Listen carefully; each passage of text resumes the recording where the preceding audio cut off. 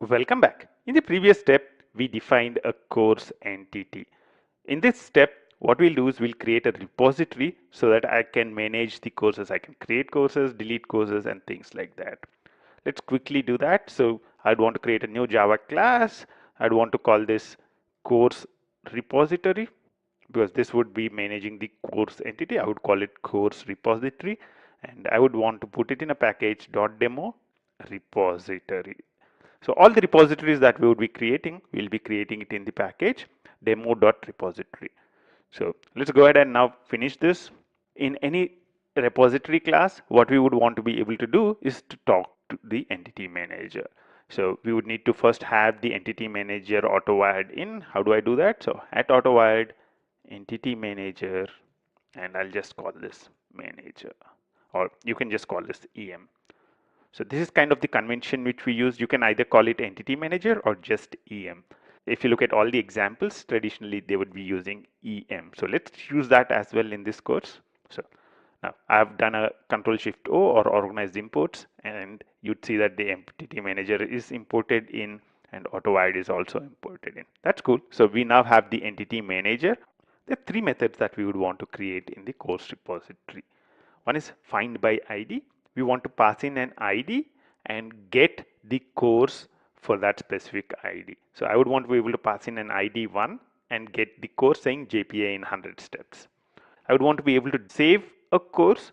So this save method I would want to be able to use to insert a course, as well as I would want to be able to update a course. So whether I would want to insert a new course or I would want to update an existing course, I would want to use the save method. The delete by ID method, I would want to be able to pass in an ID and delete a course. So these are the three methods that we would want to create in the next few steps. For now, what I would want to focus on is the find by ID method. So let's create this public course find by ID. I would want to return the course for that specific ID. What is the method in Entity Manager I can make use of? Entity Manager dot, if you look at the Entity Manager, there is a find method. We will look at all the other methods which are present in the Entity Manager a little later in a specific discussion on Entity Manager. For now, let's use the find method which is present in the Entity Manager. I would say Entity Manager dot find. What is the class of the entity? It's course dot class. So I would want to find a course whose primary key is this, and I would want to return that back. What we are doing is defining a simple find method. We have done this earlier as well when we were taking the introduction to JPA. Now what we'll do is we'll try and use this course repository when we launch the application up. So we have the find method defined. Now I would want to use this find by ID to get details of a course. How do I do that? I can go to the demo application.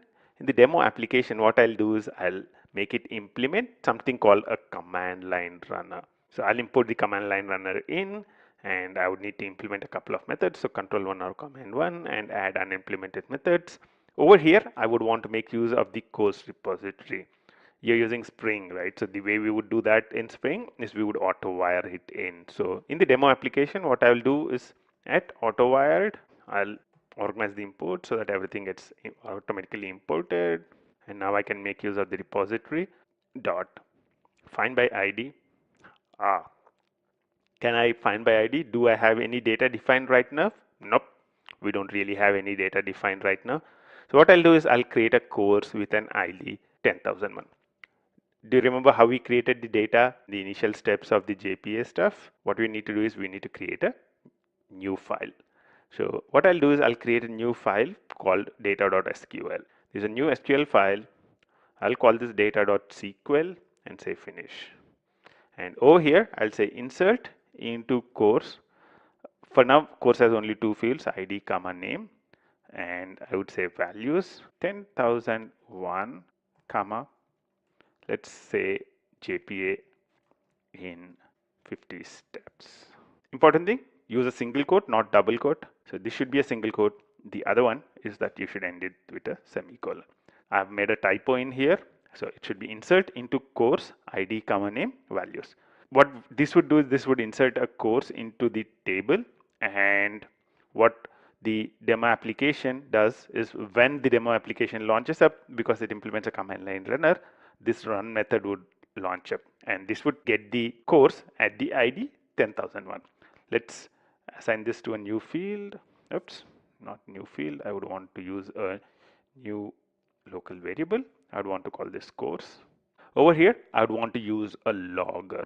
The way I can get a logger created is very simple, right? So private logger, we'll use SLF for JLogger. So private logger is equal to logger factory dot get logger for this specific class. Now I'll organize the imports. So import logger, I would want to use SLF for J, and that's it. So we have the logger present now. So I would use the logger to log this. So logger dot log, logger dot info. You can log the details of the course, course. So what would happen? Course details, course 10,001 is this. I can launch this application now to check whether everything's working fine. When I launch the application up, I get an error. It says application failed to start because field repository requires a bean of this type that could not be found. That's a bean not found error. What would you do when you get a bean not found error in Spring? You need to check which bean. So course repository bean is not found. Why is this not found? Think about it. This is Spring, and actually I missed the annotation repository on this. So let's import that in repository annotation, and now let's launch it again. If you're not really an expert at Spring, I would really recommend you to look at the appendix. There's an introduction to Spring which would really help you to understand Spring and all these concepts of auto wiring. Now let's continue with what we are doing with the specific entity. Now you would see that there is a course 10,001 that's printed here, and it's printing the course. Over here, instead of this, I would want to actually print the details of the course. How do we do that? Think about it. So I would want to print the details of the course. I will create a toString method. I'll say right click source generate toString, right click generate source toString. I don't need the ID, I just need the name. So I'll just say name, and I'll remove everything. I'll just customize this so that this is very concise. So course with the name is printed out.